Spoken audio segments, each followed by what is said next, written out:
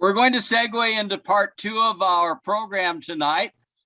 We've heard Lance talk about building championship clubs, and we've heard a little bit about the Distinguished Club program.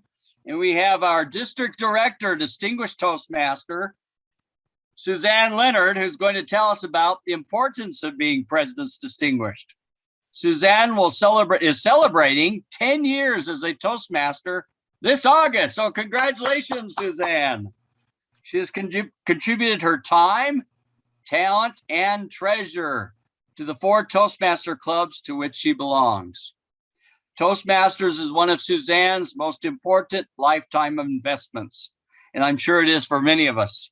But she's given a lot more than a lot of us. And yes, that includes her twice-a-year investments in her clubs to continue to learn speaking and leading skills. Suzanne is a distinguished Toastmaster, qualified speaker, and one of your district leaders. She's our district director this year. Currently completing a level 5, and it's great leading by example, giving pathway speeches in strategic leadership. Suzanne champions the idea of speaking with rather than speaking to our families, our business colleagues, and our fellow Toastmasters.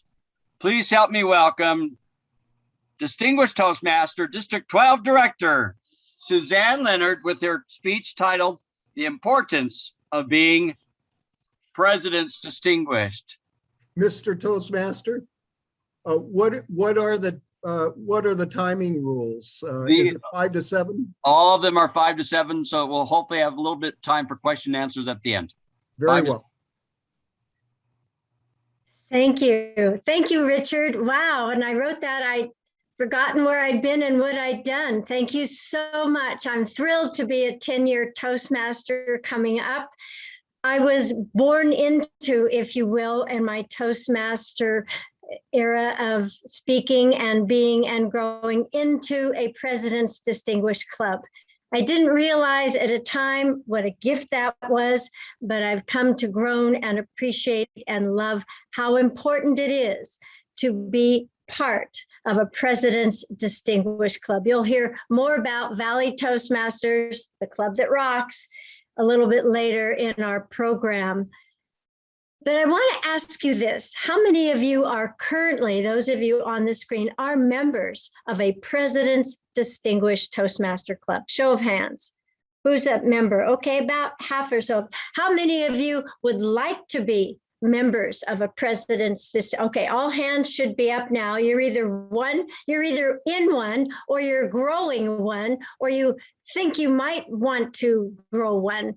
All right, thank you so much. I'm going to talk about 2 important points that I learned that I think are pivotal to club ownership, club growth, having fun, reaching your goals, and all the things that Lance already spoke to us about.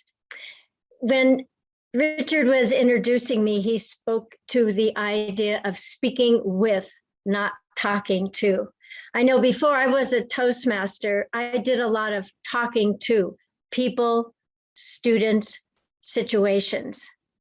But I learned in Toastmasters to speak with my fellow Toastmasters, and they helped me learn to speak with my aging friends and my little toddlers that I taught at the time. I think that's a very important thing for us to remember, is that we are speaking with colleagues, we are speaking with people who want the same things that we do, some leadership skills, some direction in speaking, some new words to learn, the ability to put together a speech that we could, by its bones and by its beauty, place anywhere, because we know about an introduction, we know about the meat of a speech, and we know how to have a positive conclusion. So we build early on.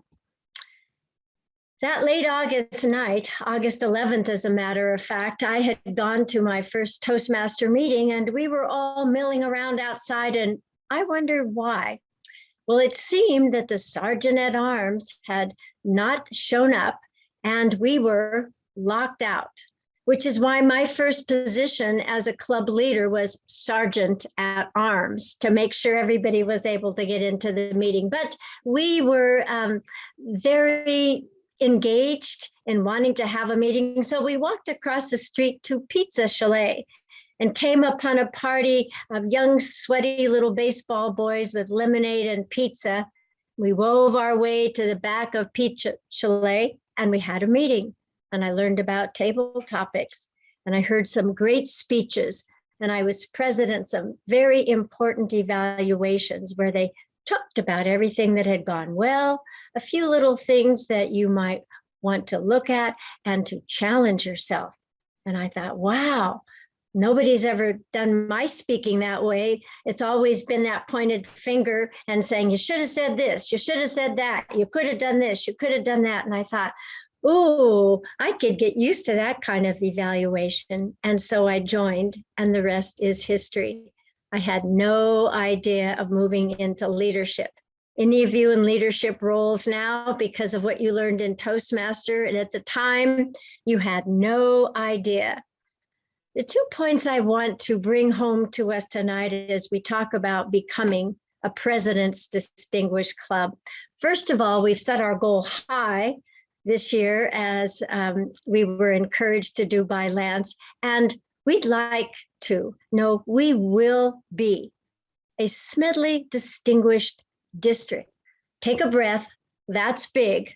There's never been one before, but we've never had the people that we have now in our leadership positions. When I was selecting our area directors for you, 21 of them, every single one was enthusiastic, was already engaged, had plans and ideas for how they were going to serve District 12. Then I signed my agreement as a new member, considering all these things. And there was something on the other side called the Toastmaster Promises. Remember the Toastmaster Promises? We were supposed to keep them. So I read them all down and I checked them off as I pursued membership. And I thought, you know, I'm being a really good member. But here's the important thing. In my club leadership, my President's Distinguished Club leadership, my president and vice president of education and vice president of membership and VPPR and secretary and treasurer and sergeant at arms were also promising things back to me. Let me remind you of a couple of those if it's been a while since you took a look at your Toastmaster promises. You see, club ownership, club leadership, fun and fantastic speeches are born of a collaborative relationship. When you signed on as a Toastmaster and promised to serve as a leader, to help the club, to treat everyone fairly, to act with integrity, to prepare your projects, you did that as a Toastmaster. We, as your club and area and division and directors, promise the same thing back to you, only it's not written anywhere. We've already done that as a conscientious Toastmaster. And now we've just taken that to the leadership level where we prepare our speeches and we begin and end meetings on time if we're the Toastmaster. What I really loved about being part and still do of Valley Toastmasters is if we're running a little late, our table topics person will ask mid-meeting, because that's where we plan Toastmasters, how we're doing on time. And they will say one more table topic or we're complete for that now. And that buys us back a couple of minutes in the time. The evaluators that come next also are looking at their notes. So they give a complete evaluation, not too much, not too little, just what is applicable for that Toastmaster to move on up to the next part of that particular speech.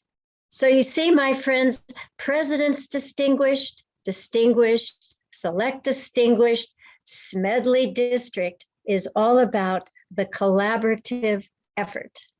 And once we all agree to that, and we all know that we're helping hands to each other, then we present early on, about this time of year, what we call the Distinguished Club Plan, the DCP.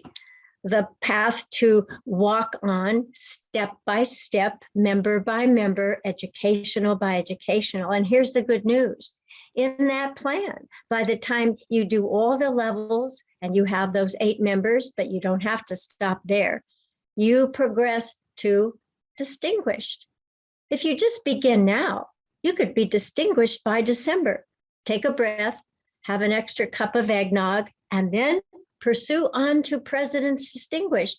Hit that goal by the end of April or May. And do you stop there? Oh, no. You reach out as mentors and sponsors and coaches to your area and your clubs that need your expertise. So you're a team. You're a Smedley team. And you keep moving on up to the next way that you're going to express your communication and your leadership skills in your personal life, in your professional life, as a Toastmaster. Speak with, not speak to. Engage with. And you'll find you're at the top in no time at all, because it's members that take us to Smedley Distinguished. Mr. Speakers Bureau Chair. Thank you, Suzanne, for a wonderfully delivered speech. Speaking with as opposed to speaking to. I love the idea. And I think we learned that in Toastmasters, speaking with as opposed to speaking to.